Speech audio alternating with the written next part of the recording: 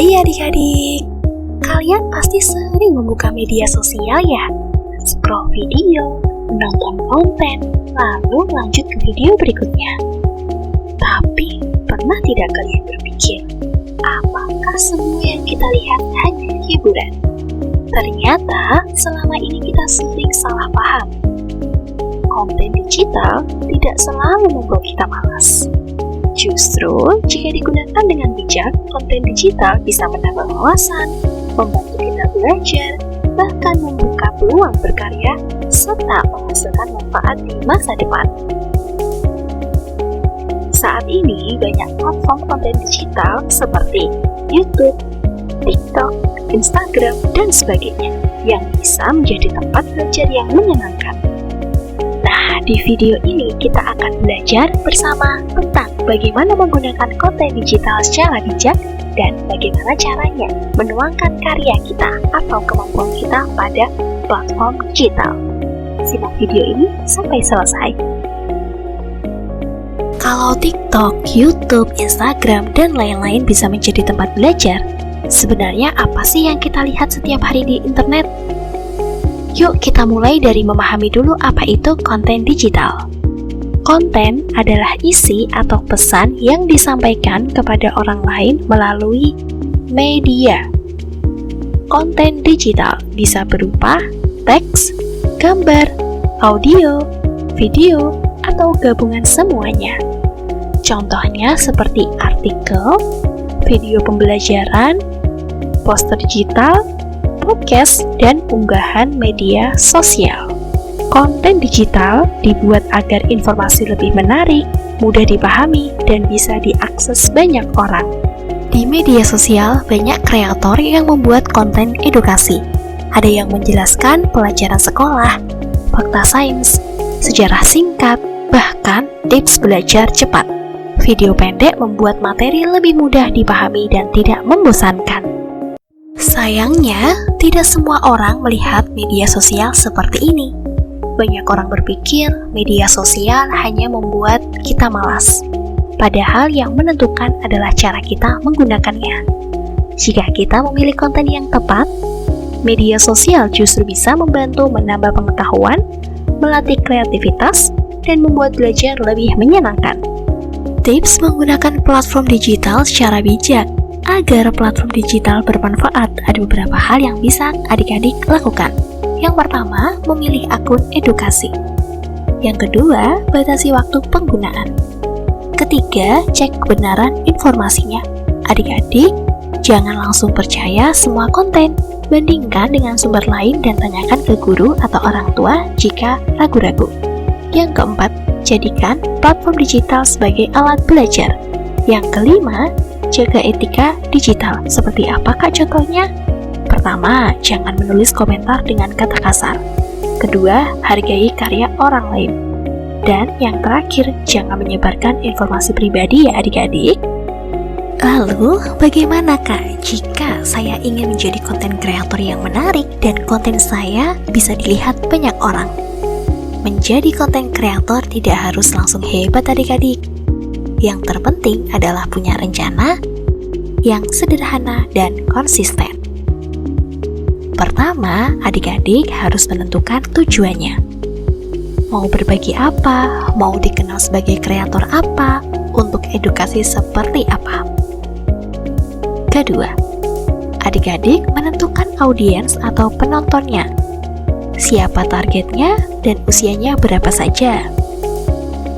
Ketiga, pilih tema konten yang sesuai dengan kemampuan, minat adik-adik, dan disesuaikan dengan usia kreatornya. Misalnya, adik-adik memiliki hobi olahraga di cabang olahraga lari. Keempat, buat ide sederhana seperti tips cepat, fakta singkat, dengan adanya pertanyaan, mengapa? Nih, kakak kasih contoh. Adik-adik suka berlari. Adik-adik bisa memberikan tips dan trik dengan topik berlari atau daily vlog ketika adik-adik berlari. Bisa juga adik-adik menceritakan perjalanan ketika adik-adik mengikuti lomba.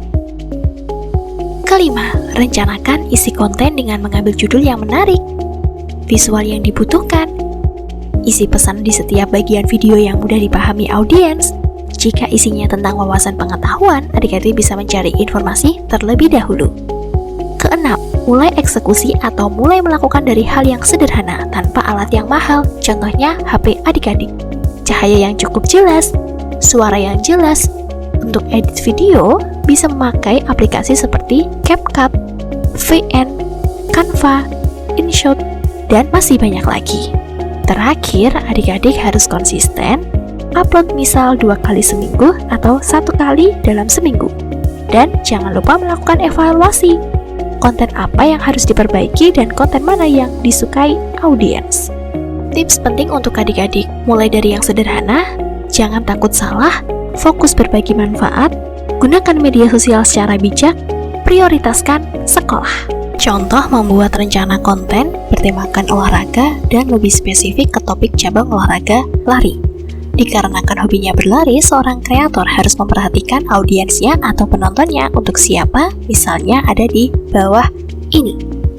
Nah, di sini audiens atau penontonnya itu pelari pemula dengan ciri-ciri belum terbiasa olahraga, bingung mulai dari mana dan takut capek. Adik-adik bisa memiliki ide konten seperti cara mulai lari untuk pemula, tips lari agar tidak cepat lelah, pemanasan sebelum lari, kesalahan pemula saat lari, atau jadwal lari sederhana di 7 hari.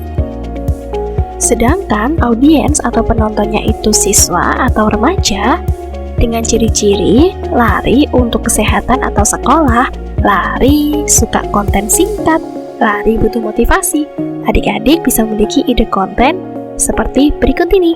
Lari 10 menit sebelum sekolah, manfaat lari untuk fokus belajar, tips lari tanpa bosan, lagu enak untuk lari.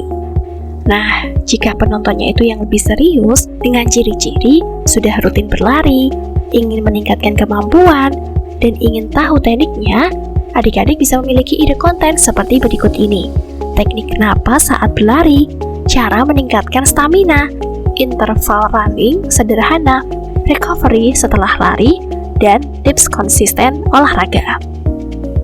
Jika audiens atau penontonnya itu lifestyle sehat, dengan ciri-ciri fokus kesehatan, suka berkonten inspirasi, suka cerita pengalaman, adik-adik bisa memiliki ide konten seperti cerita perubahan setelah rutin lari, rutinitas pagi sehat, lari dan kesehatan mental, vlog lari pagi, dan tips hidup aktif.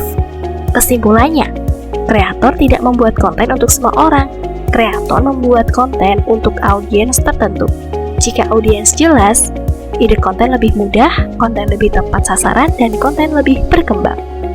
Teknologi itu netral. Artinya, cara kita menggunakan teknologi yang menentukan manfaatnya. Mulai sekarang, gunakan platform digital secara bijak. Pilih konten yang menambah wawasan, atau adik-adik bisa menuangkan karya sesuai dengan kemampuan dan minat adik-adik.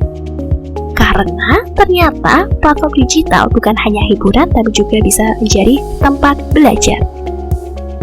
Sekian yang bisa dapat kakak sampaikan, semoga bisa menambah wawasan dan pengetahuan adik-adik.